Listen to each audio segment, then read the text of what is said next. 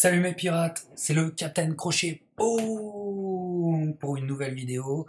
Et oui, je suis chaud en ce moment. Et bah écoutez, j'avais envie de faire avec vous une discussion Hall of Fame un peu à l'ancienne, tout seul, tranquille, peinard, en vous parlant directement, sans invité. Malheureusement pour cet épisode, les invités reviendront bientôt, bien sûr, mes pirates. Et pour cet épisode, je suis assez content de le faire puisque je l'ai en tête depuis très longtemps. Je dirais même presque depuis un an.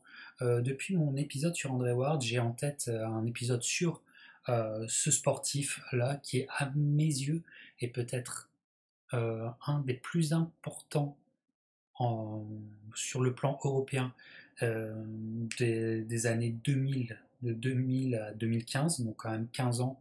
Ça, c'est quand même une fenêtre de temps assez long et qui n'est pas vu du tout à sa juste mesure. Voilà. Il symbolise, d'après moi, une énorme page sportive de son pays.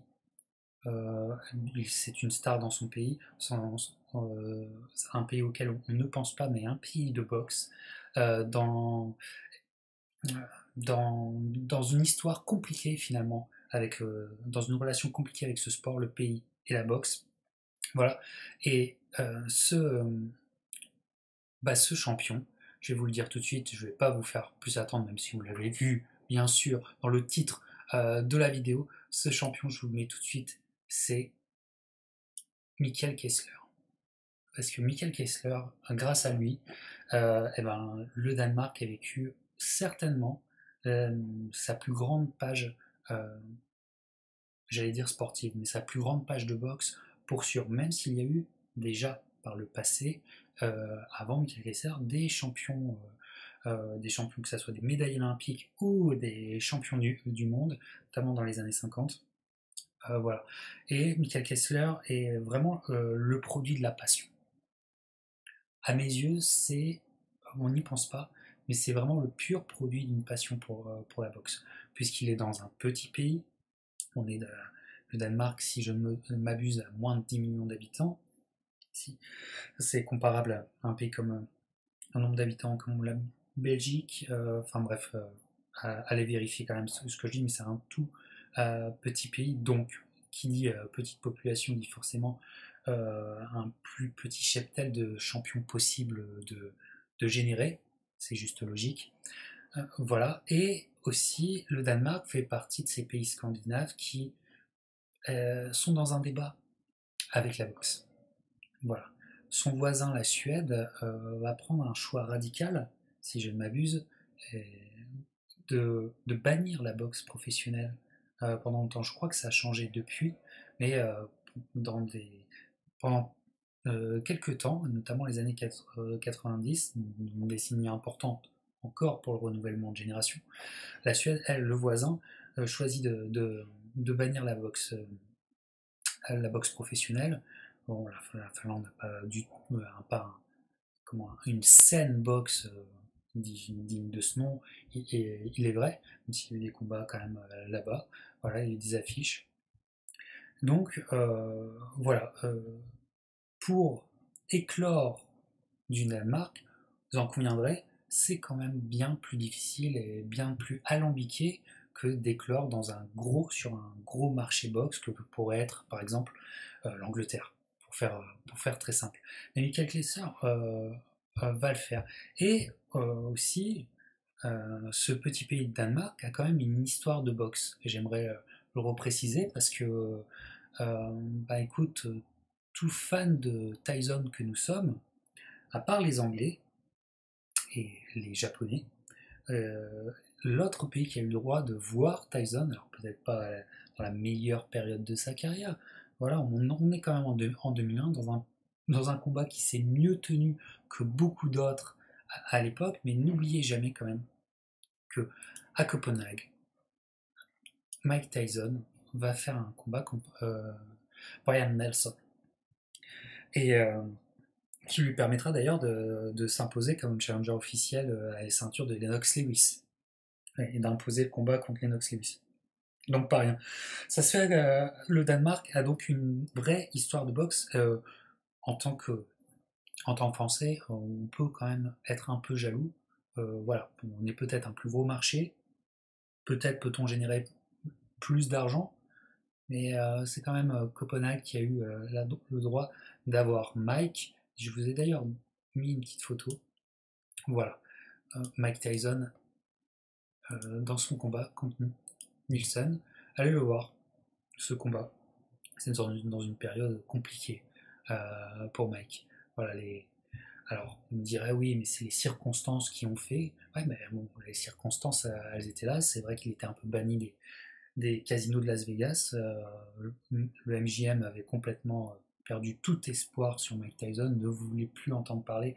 Ses phrases, les innombrables polémiques, ils n'en pouvaient plus. Hein. Ça va quand même, c'est allé à ce point-là hein, que Las Vegas, qui accepte tout, là n'en puisse plus. Voilà, c'est donc on faisait autant d'argent qu'on en perdait avec Mike Tyson, et donc ben, c'est bien simple. Il n'y aura plus jamais de combat de Mike Tyson à Las Vegas à partir de 99 et de son combat contre Orlean. Norris, frère de Terry Norris, qui se finit en no contest après un round. Enfin, bref. Voilà. C'était la goutte de trop pour la ville de Las Vegas concernant Tyson. Donc il a dû s'exiler. Les Anglais et Frank Warren prennent la chance au bon. Mais n'oubliez pas aussi qu'il y a le Danemark. N'oubliez pas. Une, encore une histoire de boxe. Voilà, donc pays petit, scène forcément réduite, scène boxe bien sûr, dont je parle réduite, mais attention à respecter, complètement à respecter. Voilà. Et l'épisode Tyson en est la preuve. Alors, Michael Kessler est véritablement le produit de la passion. Et avec sa team, son coach, qu'il a toujours suivi et qui l'a formé, et ben, on va voir finalement un énorme champion de sa génération. Un, indispensable pour faire le sel et je dirais le charme et le prestige de toute une génération de boxe chez, on va dire, chez la catégorie des super moyens. Voilà, alors bien sûr, il va boxer à domicile énormément, quoique dans ses premiers combats, il y a une sortie à Las Vegas, lui aussi, il teste le terrain. À rappeler aussi, je l'avais noté, que, anecdote française, c'est que il y a un boxeur, je crois qu'il l'affronte en 99, Jean-Paul Jean-Paul D'Alessandro, boxeur français. Je crois qu'il y a un record 20 victoires, 22 défaites. Voilà, Mais j'aimerais énormément parler, si vous êtes en contact avec Jean-Paul D'Alessandro, parce qu'il a quand même rencontré Mickey Kessler, entre autres Ronald White, hein, quand même, Patrick Charpentier. Enfin, voilà quoi. Il en a quand même il a croisé le fer avec des noms et ça serait vraiment très intéressant de pouvoir parler avec lui. Voilà, on revient sur Michael Kessler qui donc boxe à domicile, montre qu'il est euh, que c'est du top niveau, mais en étant du Danemark, finalement, pour véritablement faire le break et prendre une ceinture, eh ben il faut aller voyager. C'est le voyage box qui s'impose, voyage box en Australie. On est en 2005 contre Anthony Mundine. Et Anthony Mundine, en 2005, c'est vraiment un nom de la boxe australienne de l'histoire récente. Il a une très très longue carrière, mais en 2005, il est dans ses années de grande forme. Voilà, après, il fera une carrière très très longue. Il va boxer très longtemps, assez âgé. Mais en 2005, c'est une autre histoire. C'est pas c'est une perte de manche difficile pour Michael Kessler qui s'en sort et qui va boxer Mundine et qui va vraiment cueillir la décision à l'extérieur en Australie. Ça veut dire quelque chose pour aller choper une ceinture à l'époque. Et donc, on se dit, ok, un nouveau champion, bien sûr, les ceintures sont réparties, on est dans les années 2000, mais à partir de là, il va avoir quand même une carrière auquel on doit se réfléchir. Vous savez que le concept de l'émission est de prendre des boxeurs qui sont jeunes retraités ou depuis seulement quelques années et se demander s'ils ont ou non leur place au Hall of Fame. Alors, cette réflexion, j'aimerais que vous l'ayez en tête à partir de maintenant. Parce que, selon moi, il va entamer une carrière de grand prestige. Alors, est-ce que c'est assez prestigieux à vos yeux ou non? On en parlera en fin d'émission. Première défense de titre et retour dans son pays. Alors, première défense de titre face à un pro, dans tous les sens du terme, un mec que je respectais énormément, j'adorais qu'il vienne sur la chaîne pour parler de sa carrière, une sacrée carrière de grand professionnel, c'est Eric Lucas, le Québécois. Voilà. Qu'on a connu en France, affrontant Fabrice Thiauzot en 96, ou qu'on a connu quelques mois plus tard après son combat contre Fabrice Thiauzot, tentant le défi contre Roy Jones, ni plus ni moins, quand même, voilà, qui deviendra lui aussi champion, voilà, WBC, c'est pas rien. Donc Eric Lucas, c'est pas anodin pour une première défense de titre, c'est c'est c'est quelque chose parce que Eric Lucas avait eu la ceinture et il était encore dans, tu sais, dans la liste réduite de noms pour faire un gros combat à l'époque en super moyen. Et, et donc, il va bien sûr gagner par arrêt. Voilà. Quelque sorte, je trouve que qu'il est dans une accélération en termes de niveau et même, je dirais, en termes d'assurance. Voilà. Et donc, sur la scène européenne, direct, direct, il montre qu'il est là, mais ça va le poursuivre toute sa vie. C'est le grand champion auquel on ne pense pas. Parce que il est du Grand Nord, il est du Danemark, d'un petit pays, d'un petit marché. C'est le mec, c'est le grand champion qu'on dit ah ouais, c'est vrai, qu'on oublie trop facilement, trop facilement. Alors Eric Lucas va continuer une carrière et là, avec cet Allemand-là qui était lui aussi, qui était dans cette short list à chaque fois, à cette période, souvenez-vous des années 2000, c'est contre Marcus Bayer qui va enchaîner son autre combat. Donc, voilà, je vous ai mis une affiche de l'époque et là déjà, attention, extrêmement intéressant ce combat parce que c'est fait rare pour l'époque, parce que de mémoire, je ne vois que le duel Zab Judah, Corey Spinks, où plusieurs ceintures sont en jeu. Voilà. Et ben là, Kessler a ce goût qu'aura aussi Jean-Marc Mormec à peu près à la même période de temps, ce goût de réunifier les ceintures, qui était un défi plein de panache dans les années 2000, parce que les années 2000 sont la conséquence aggravée, je te dirais, de l'esprit des années 90 et de l'esprit Don King, c'est-à-dire de faire fructifier ta ceinture tranquille, peinard, c'est-à-dire minimum de risque pour maximum de pépettes. Voilà, donc beaucoup de champions se sont fait monter la tête pour justement ne pas prendre les challenges quand ils se présentaient. Et ce qu'il est aussi tellement agréable aussi de reconnaître à Michael Kessler que c'est pas du tout la mentalité du gars. Ça a été vraiment l'inverse. Et donc, il fait partie de cette autre shortlist qu'on peut avoir des années 2000 de mecs qui avaient envie de réunifier. Et ça, c'est toujours un point important. Combat, alors là, il est à domicile.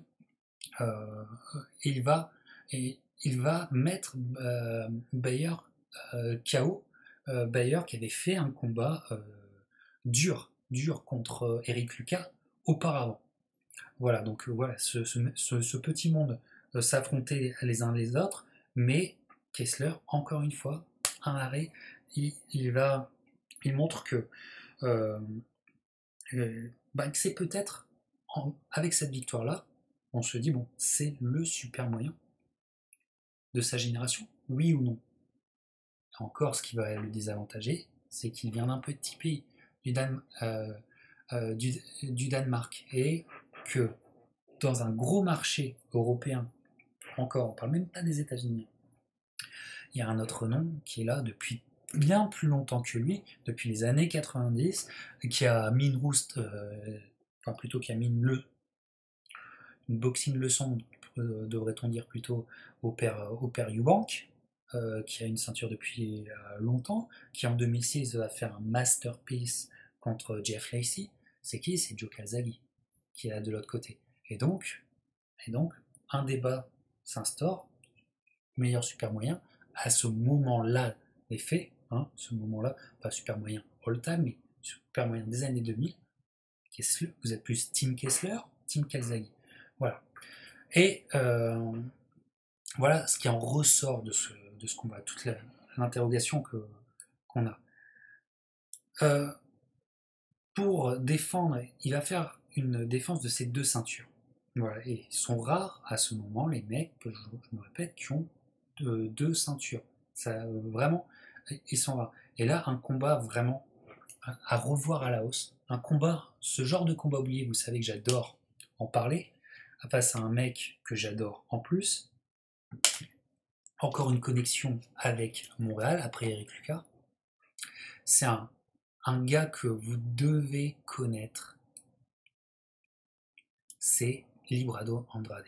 Une magnifique affiche d'ailleurs.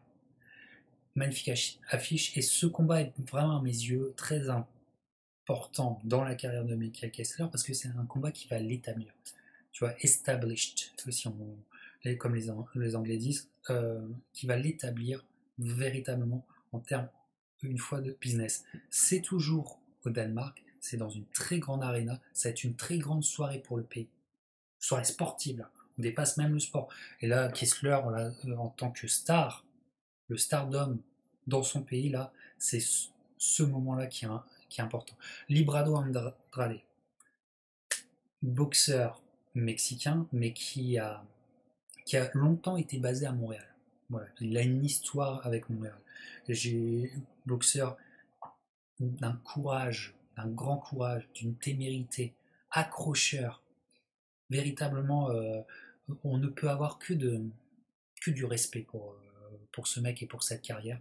Je vous conseille, alors là, je parle de mémoire, mais à la sortie de ce combat, je vous en parle juste après, mais juste petite anecdote, à la sortie de ce combat, il fera une autre demi-finale mondiale.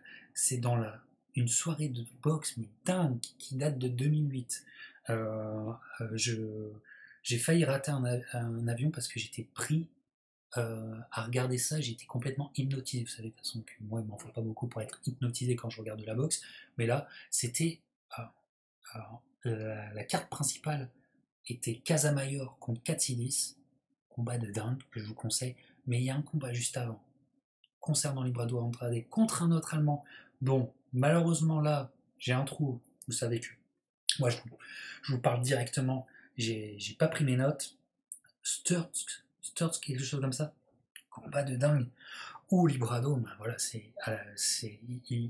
dans un combat dur, il arrive, je crois, à finir le mec et il gagnera une chance de tenter de conquérir un titre à Montréal contre Lucien Boutet, et ton capitaine était sur place. Je ne raconte pas aussi un combat où Lucien Boutet était sauvé par l'arbitre, par le gong, partout, parce que le 12e round que lui passe Librado Andrade, normalement aurait dû faire de lui un champion du monde. Voilà. Donc, gros calibre, Librado Andrade. Gros calibre. Dernière chose, dans les commentaires, vous me direz, mais pirate, est-ce que vous avez envie d'une interview avec Librado Andrade? J'aurais peut-être une connexion. En jouant bien le truc, on pourrait avoir Librado Andrade en interview. Alors moi, je kifferais ma life, voilà, mais j'ai envie de savoir si dans ma communauté, le nom Librado Andrade, ça résonne, ça vous donne envie. Et voilà, en tout cas, de toute façon, je vais pas attendre votre réponse. Je vais quand même faire les démarches. Tiens, dans les jours qui suivent cette vidéo, je ferai les démarches. Mais j'aimerais quand même savoir si ça évoque quelque chose, ça vous enthousiasmerait de parler avec Librado Andrade. Voilà, anecdote finie. Combat au Danemark. Ce qui est important de voir, regardez cette affiche, c'est que HBO signe le combat, le diffuse.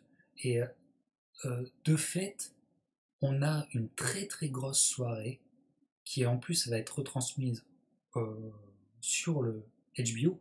HBO à ce moment-là est au top et dans encore ces années de prestige total.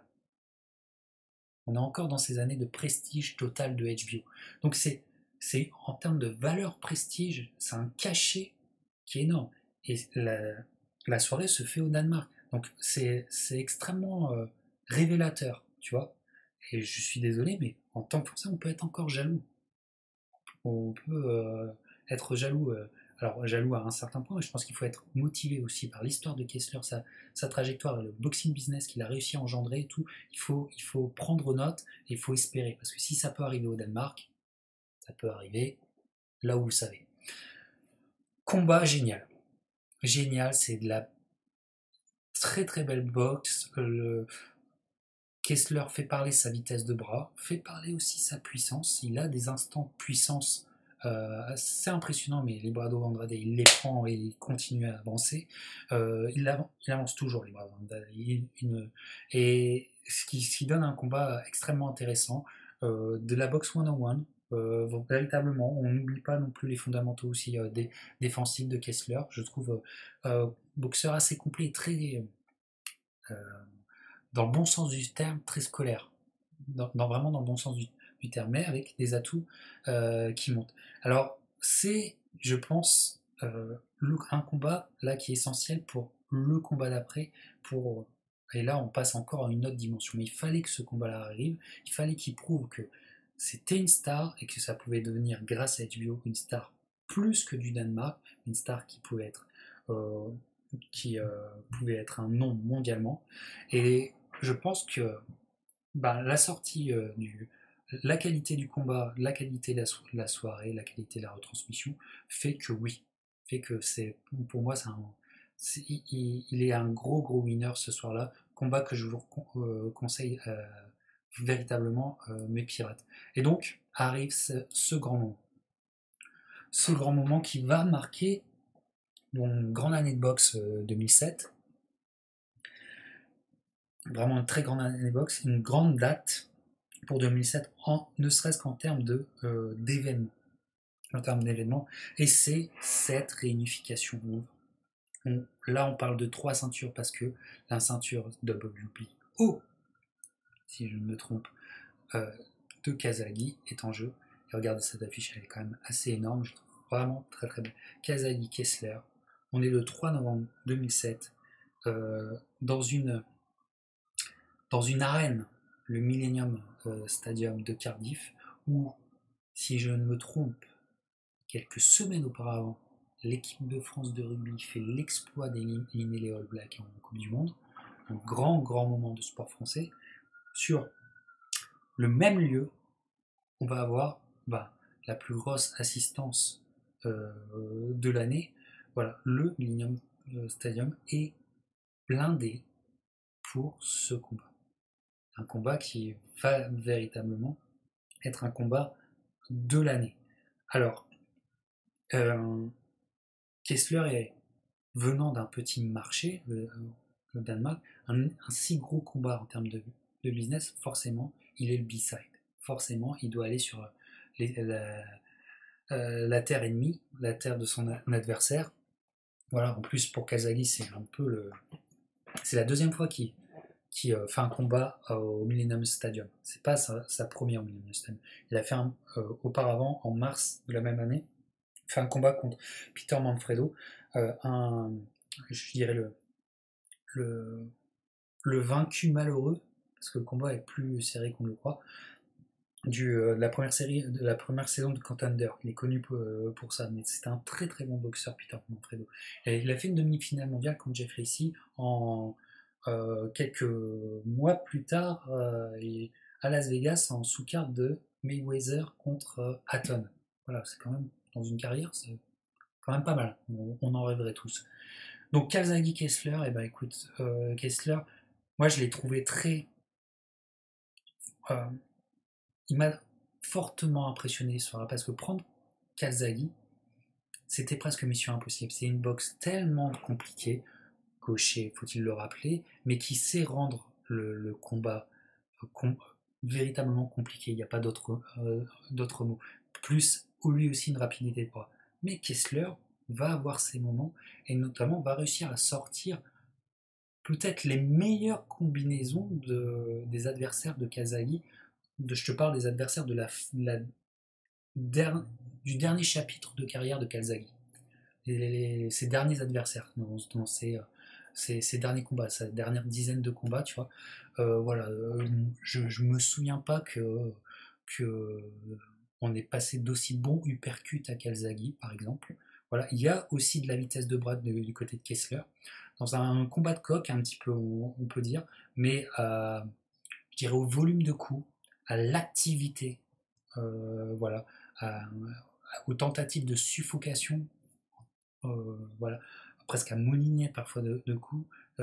C'est un combat que Calzaghe va, va prendre pour lui de pas beaucoup, de quelques rounds, tu vois. C'est un peu frustrant pour Kessler. J'ai jamais revu ce combat dernièrement. Je sais que BT Sport a fait une vidéo dernièrement sur, mais je n'ai jamais revu euh, euh, ce combat-là. Et point important, c'est que en y repensant, à part le dernier combat en carrière de Kessler, je crois que je n'ai jamais rewatch, revu de nouveau la plupart de ses combats.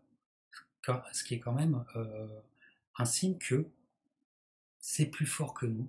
C'est vraiment le champion qu'on oublie trop facilement. Voilà, donc là, énorme soirée. Pour un vrai championnat du monde, on va pas, on va pas tergiverser. Quand tu as une ceinture sur les 4 disponibles, c'est à 25% champion du monde, quoi qu'on en dise. Ça me fait mal de le dire, voilà. Mais là, on avait quand même un championnat du monde aussi prestigieux que pouvaient l'être les championnats du monde des poids moyens dans les années 50, tout simplement. Et puis, ils tapent le 75 000 personnes, si je ne me trompe pas. Ils sont sur 75 000 spectateurs. Encore une fois, hein, euh, le public britannique. Donc voilà, défaite de Kessler. Et là encore, alors même si Kessler est signé par une société allemande, les Söderland, qui sont connus depuis, doit-on dire les Don King ou peut-être les Bob Arum allemands, peut-être, tu vois, mais bon, c'est les Söderland, ils ont fait la boxe allemande, ils l'ont structurée ces 40 dernières années. Euh, voilà ce qui se passe. Alors, il doit se renouveler, c'est le genre de mec à rester dans sa catégorie, il fera qu'un un bond de poids une fois dans sa carrière, voilà, mais il reviendra tout de suite en super moyen. Alors comment se renouveler pour Michael Kessler après une aussi belle trajectoire avec des challenges pris sans tergiverser. C'est ce que j'aime chez Kessler, c'est qu'avec avec Andrade, avec Kazagi, quand les challenges étaient là, il les a pris tout de suite. Il n'y a pas de attends, on va temporiser, on va prendre un non-mandatory fight avant, nanani, nananer. Bah, ce qui va se passer, c'est qu'il va avoir une opportunité intéressante, c'est le tournoi. Voilà, c'est le tournoi qui donnera des idées de tournoi bien plus tard pour la boxe. C'est le Super Six, créé par Showtime, qui au final aura été tellement compliqué. Voilà, ce Super Six à suivre entre les forfaits, les blessures, le comptage des points, l'organisation, gros bordel. Voilà, mais quand même, ils ont quand même réussi à le faire. Et le challenge, c'est prendre une catégorie, prendre le top de la catégorie et les signer, les mettre sous contrat et les faire boxer les uns les autres dans un tournoi. Et donc, Michael Kessler va en faire partie. Il y avait André Ward, Jermaine Taylor, ça commence avec il y avait André Dirrell, Carl Froch, Michael Kessler. Voilà, après, s'est ajouté Glenn Johnson, Alan Green. On va en reparler de tout ça. Bon, alors là, il se plie il se plie simplement à la politique américaine de la boxe, c'est-à-dire que les diffuseurs américains protègent et valorisent toujours leurs boxeurs américains. On dirait c'est logique, mais dans la logique du tournoi, c'était beaucoup plus discutable. Et donc, dans ce tournoi Super Six, devinez le seul qui n'a jamais voyagé, qui n'est jamais allé en terre étrangère pour prendre une victoire. Devinez c'est qui? C'est André Ward. Voilà, donc Michael Kessler va aller défier Ward chez lui, à Auckland. Voilà, et j'ai l'affiche, voilà, l'affiche du Super Six, et combat dont j'ai parlé dans la discussion Hall of Fame en vrai Ward, combat là proprement Wardesque, si je dois dire, combat morné. Je fais partie des gens qui pensent qu'on n'a jamais eu finalement un Ward Kessler euh, qu'on aurait pu attendre parce que Ward, avec le fameux, en nous faisant une Hopkins quelque part, hein, voilà, malgré ce qu'il dit, va être assez dirty en début de combat. Grosse ouverture, et ça aura son importance plus tard, grosse ouverture de Michael Kessler qui, avec ça, va être complètement gêné, va véritablement pas pouvoir boxer dans l'amplitude qu'on l'a connu. On ne reconnaît pas le Michael Kessler ce soir-là. Alors Ward, lui, déroule un peu face à un Kessler qui a qu'un œil, et qui risque gros parce que le combat va s'arrêter sur décision médicale, si je me souviens bien. On me dirait si je me trompe. Et donc André Ward sera vainqueur. Mais énorme frustration pour Michael Kessler. Et donc, là, on se dit, bon, déjà, il prend une défaite dans ce fameux tournoi. C'est pratiquement sa deuxième défaite de suite. Il y avait eu des combats, bien sûr, entre Calzaghe et André Ward, des combats à la fois des combats de retour, des combats où il se repositionne dans les rankings, etc., au Danemark et en Allemagne. Voilà, mais aux yeux du grand public, qui n'a pas suivi les petits combats qu'il a fait entre ces deux affiches internationales, pour nous, on reste sur pratiquement deux défaites de suite dans nos têtes. Donc, est-on sur la fin de Michael Kessler? Est-ce que ça a été un athlète qui, bon, là, est en train de décélérer parce que il est vraiment monté de niveau? C'est ce qui se dit aussi à l'époque. Et il va avoir une renaissance pour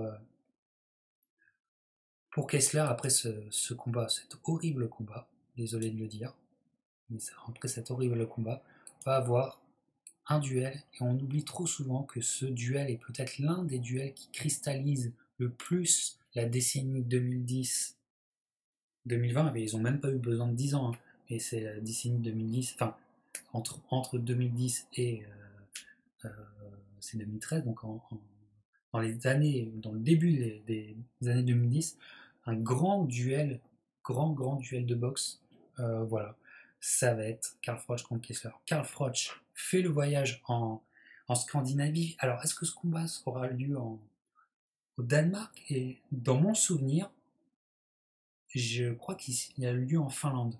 Mais vous vérifierez pour moi, vous me direz dans les commentaires si je me trompe. Donc si c'est peut-être en Finlande, peut-être c'est à domicile au Danemark, à vérifier. Mais bon, c'est Carl Froch qui fait l'effort d'aller là-bas. Et on va avoir ce qui est quand même relativement assez rare dans les catégories qui deviennent des catégories de plus en plus lourdes en poids, quand tu dépasses les moyens, super moyen, mi-lourd, tout ça, catégories où tu prends en poids, où la puissance et le défi physique est d'autant plus important. C'est assez rare d'avoir des dogfights comme on pourrait trouver chez les supercoques, ou chez les poids coques. Tu vois, un dogfight, mais vraiment dog, de chez dog, acharné, un combat acharné à toi, à moi. Ça se rend coup pour coup, ça veut toujours répondre quand ils se font toucher. Enfin bref, de l'envie, quoi. c'est de la boxe à l'envie. Alors parfois c'est assez brouillon. Bon, le style de Carfroch, qui est un style complètement un peu à l'ancienne, un peu bizarre, enfin bref, n'aide pas pour avoir des combats ultra clairs, il est vrai. Mais alors, vraiment, ils vont tout donner, ça faut le reconnaître. Il y a un esprit, il y a une, il y a une rage, il y a une hargne, il y a, il y a du mordant, quoi, tu vois, dans ce combat. Il y a une envie de ne pas céder, il y a une envie d'y aller. Bref, énorme. Il y a des échanges, notamment en fin de combat. Et le dernier round est assez impressionnant en fin de combat, avec aussi cette fameuse ouverture sur son œil de côté de son œil gauche, si je ne me trompe, une ouverture assez impressionnante. Encore, ça s'ouvre de nouveau. Voilà, ça s'était ouvert aux États-Unis. Ça s'ouvre de nouveau. Euh, c'est assez impressionnant, mais il arrive à finir le combat et à la rage, un peu.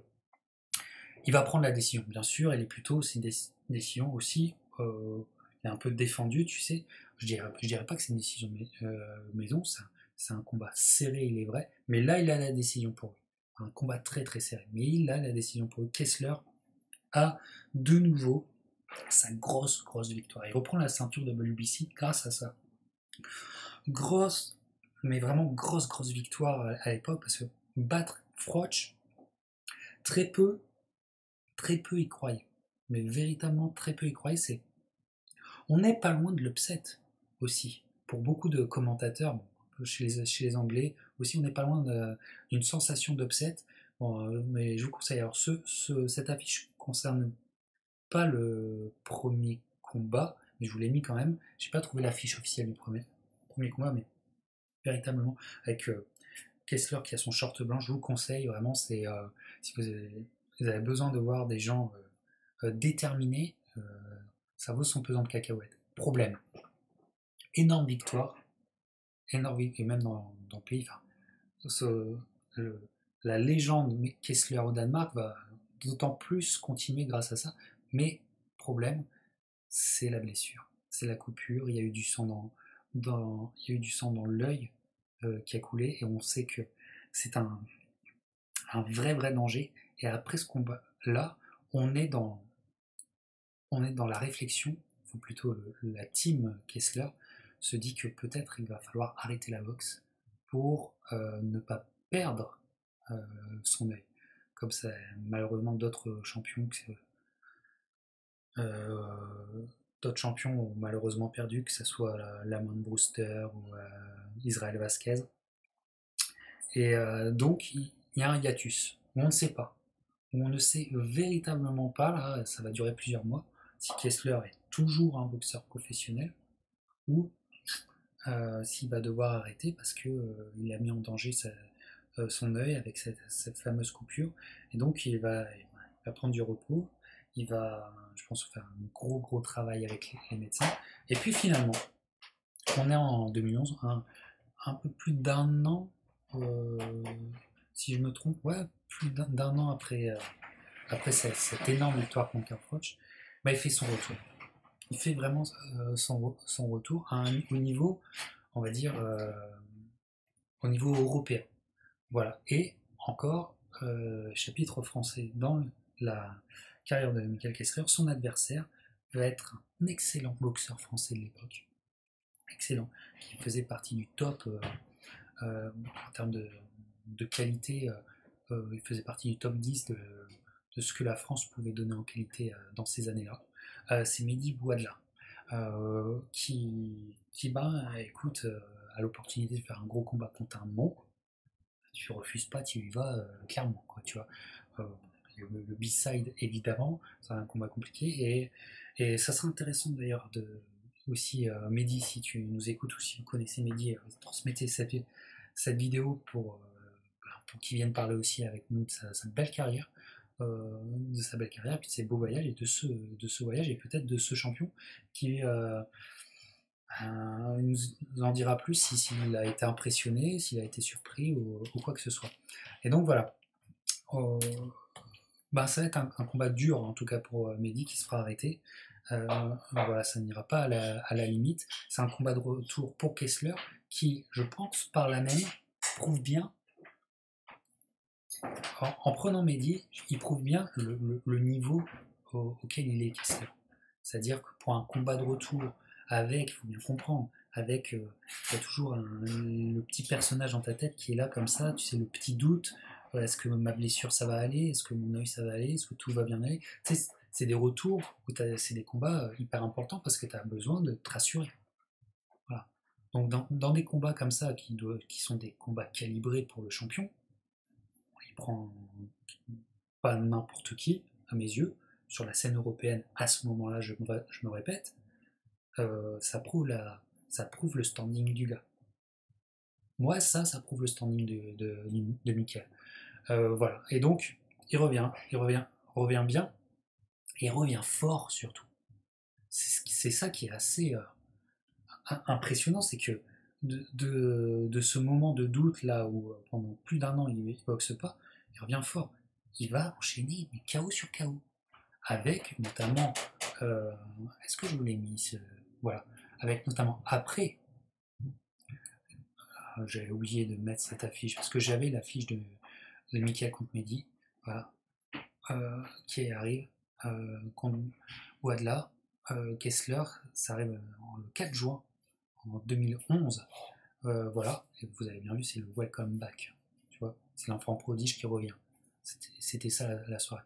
Et belle affiche, s'il en est.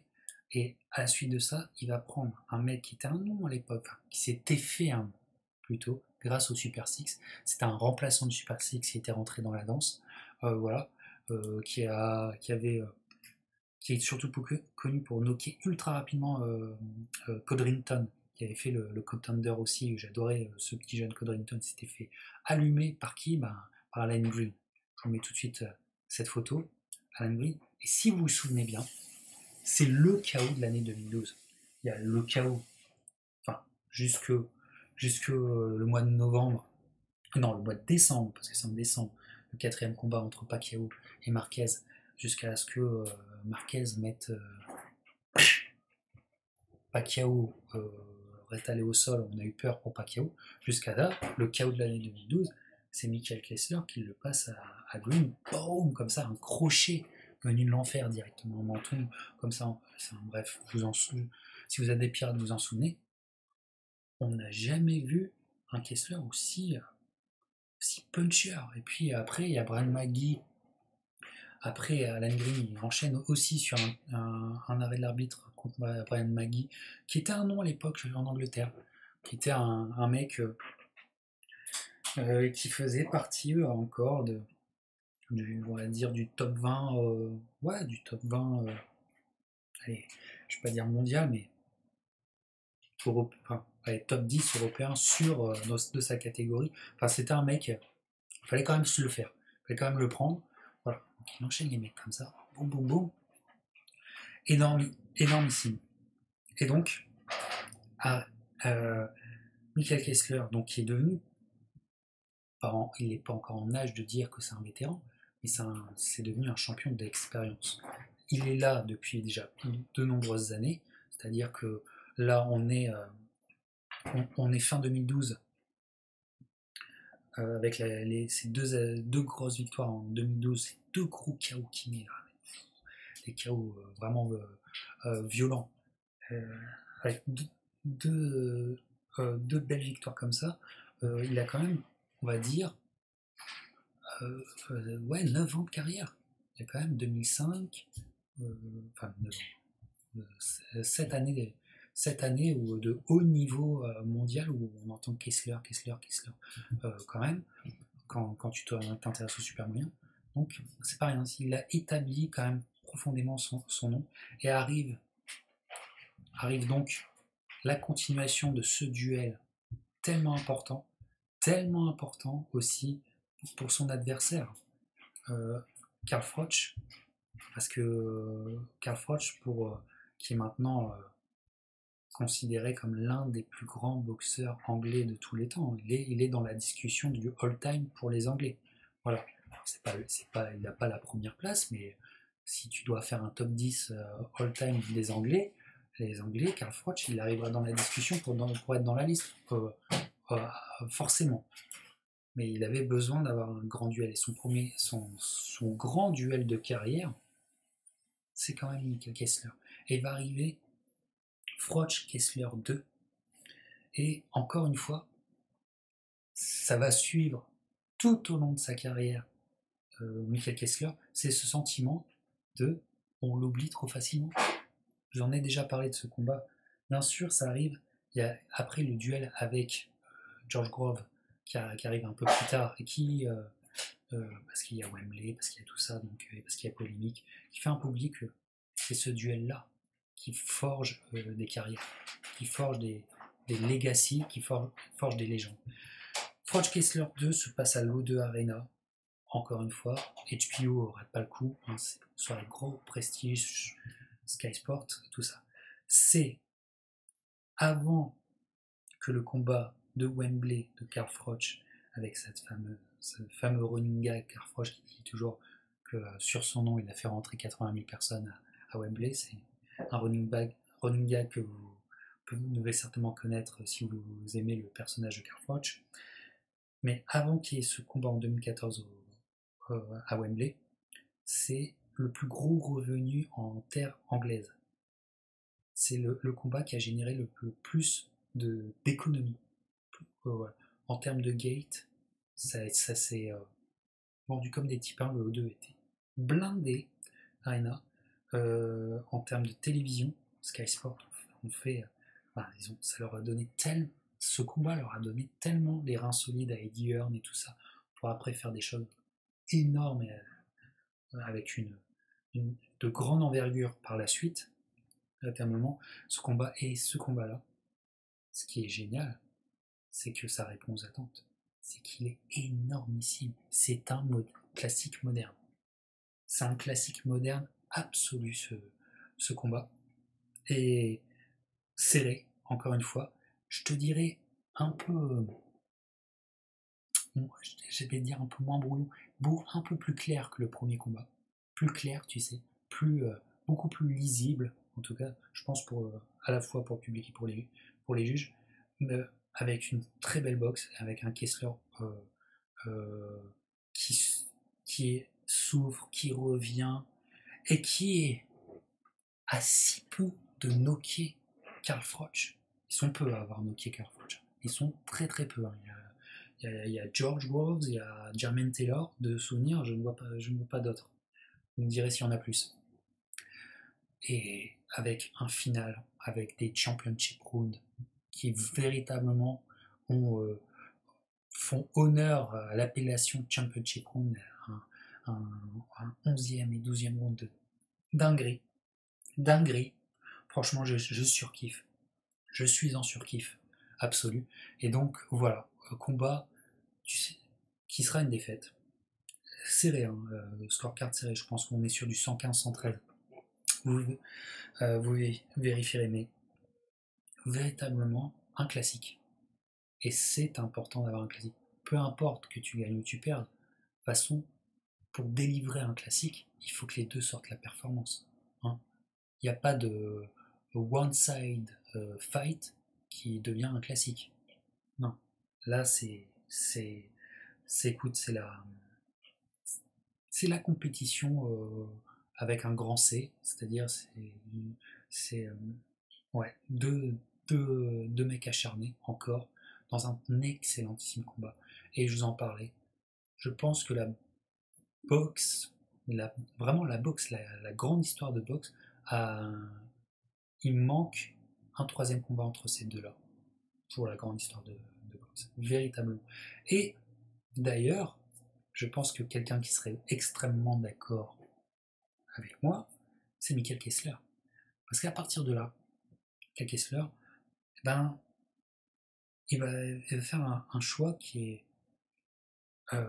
sportivement, à part Froch à ce moment-là, parce qu'il sait bien, Kessler, que c'est son grand duel, c'est son grand adversaire. Et ben, il reste ouvert à un troisième combat. Il reste totalement ouvert. Mais en même temps, il prend sa retraite. Voilà. Il il prend sa retraite. Ce troisième combat, malheureusement, les choses de la boxe sont ce qu'elles sont, n'arrivera pas. On l'a espéré longtemps, hein. Même au moment du combat de Wembley, on espérait, il est d'ailleurs à Wembley ce soir-là, on espérait longtemps, même que Kessler 3 arrive.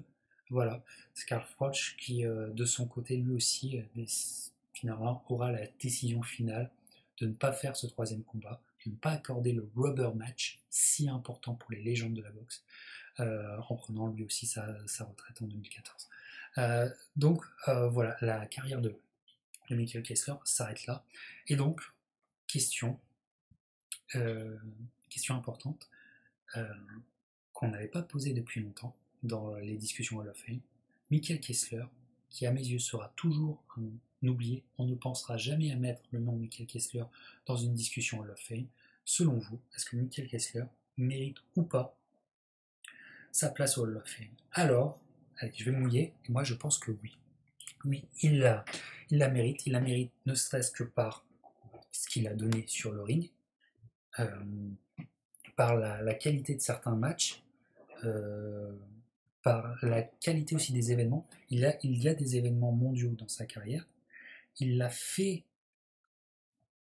complètement porté son sport dans son pays et il l'a mis à une place que le pays avait très très peu connu. Je vous ai indiqué l'épisode Tyson, mais ça c'est le temps d'un soir.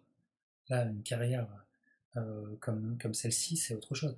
Il est en discussion dans son petit pays du Danemark. Mais bon, voilà, il y a quand même d'autres sports dans le pays. N'oubliez pas le football non plus, hein. Une grande histoire de football au Danemark, mais il est quand même en discussion pour être. N'est-il pas le plus grand athlète de son pays, all time? Ça veut dire quelque chose quand même. Mais voilà, son pays est un pays auquel on ne pense jamais, donc malheureusement pour lui, il n'arrive pas. Mais moi, je pense qu'il a tout. Il y a les atouts, il y a les arguments. Le combat contre l'événement qu'était Calzaghe Kessler, l'événement, euh, ses prestations contre Froch, contre en Librado Andrade, la frustration, parce qu'il faut aussi des histoires frustrantes, il faut aussi qu'il y ait des moments frustrants dans une carrière, aussi pour en faire une carrière Hall of Fame. Il l'a aussi. Enfin bref, il y a tout. Il y a le retour, il y a le doute, je pense qu'il y a tout. Et il y a aussi une très belle boxe qui a montré dans toutes les écoles de boxe, je trouve. C'est vraiment.